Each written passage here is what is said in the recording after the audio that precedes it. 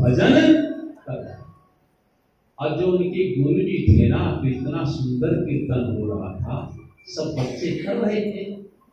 गुरु जी का भी कीर्तन में मन लग गया, और वो भी कीर्तन। और जब ये दृश्य को देखा तो उसके क्रोध का ठिकाना, प्रहलाद को पकड़ लिया। पहले बताओ तेरा नारायण कहाँ है, पहले उससे निपटूंगा, बाद में। प्रहलाद जी ने कहा पिताजी वो तो सर्वत्र व्याप्त है, मेरे में भी है, आपके अंदर है, आप जो खड़ग ये तलवार है इसमें भी। बोले खंभोरे इसमें भी है।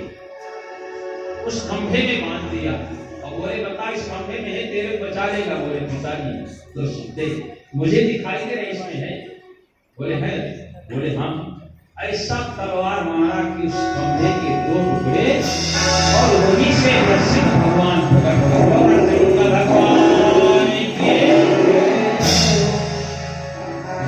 जैसे नरसिंह भगवान को देखा तो घबरा और सोचने लगा कि मुझे तो मार ही नहीं सकते। और नरसिंह भगवान दौड़ करके हिरण्याकश्यप को पकड़ और जा करके अपनी गोदी में लटा दिया और बोले अब तुझको मारूंगा। बोले आप मुझे मार नहीं सकते। बोले क्यों? मैंने वरदान मांग रखा है कि ना मैं किसी अस्त्र से मरूं और न किसी शस्त्र से। बोले तुम ही बताओ मेरे पास क्या अस्त्र, तो कुछ था ही नहीं, ना तुम दे। बोले फिर भी नहीं मार सकते, क्योंकि मैंने मांगा था कि ना दिन में मरो और ना। बोले बताओ इस समय दिन है या? तो यही समय था संध्या का समय। बोले मैंने वरदान मांगा है ना अंदर मरो ना, तो जो बीच की डेरी होती है ना, जिसे पहले अब तो डेरी बनाना बंद हो गया, उसी में लेकर बैठे। बोले बताओ कि तुम अंदर है कि?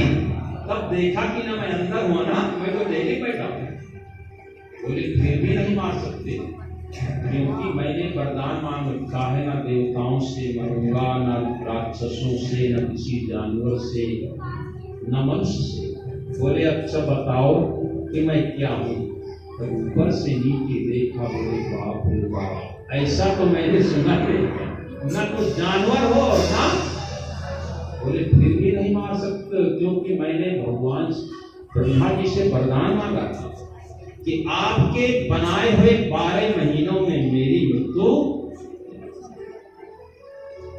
भगवान भगवान ने कहा भले आदमी, ये जो मलमास का महीना है, पुरुषोत्तम मास बोलते हैं ना, ये मलमास का महीना मैंने तेरे लिए ही बनाया। बोले मुझे पता होता कि तेरा महीना होता तो एक महीना पर मांग, बोले अब मांगते रहना। और भगवान ने अपने नाखूनों से उसके को चीर दिया, उनकी जो अतड़िया थी ना उनको अपने यहाँ लगा दिया। देवता लोग जय जयकार करने आए, पर जैसे उस शरीर को देखा, अतड़िया पहने हुए थे, खून लगा हुआ था, उसके पेट पीर रखे थे, उस भेष को जैसे हुंकार मारा देवताओं, 1 सेकंड में वहां से नौ गुजारा हो। अब परेशान हो गए। लक्ष्मी जी आई, लक्ष्मी जी के पास गए, बोले तुम ही शांत करो, बहुत क्रोध में।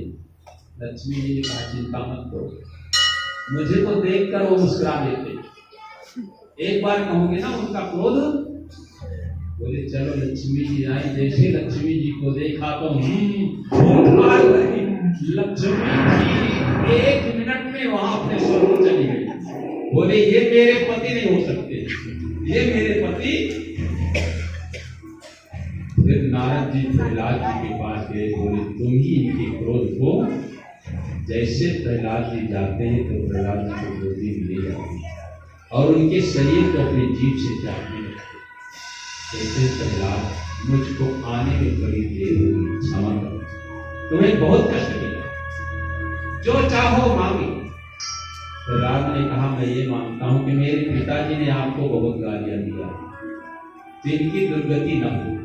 बोले देखो ना, ये मुझे इतना प्रिय है कि इसकी अतड़ियों का मैंने श्रृंगार किया हुआ है, पहने हुए। तुम्हारे जैसे पुत्र को इसने जन्म दिया है जिसकी कभी दुर्गति।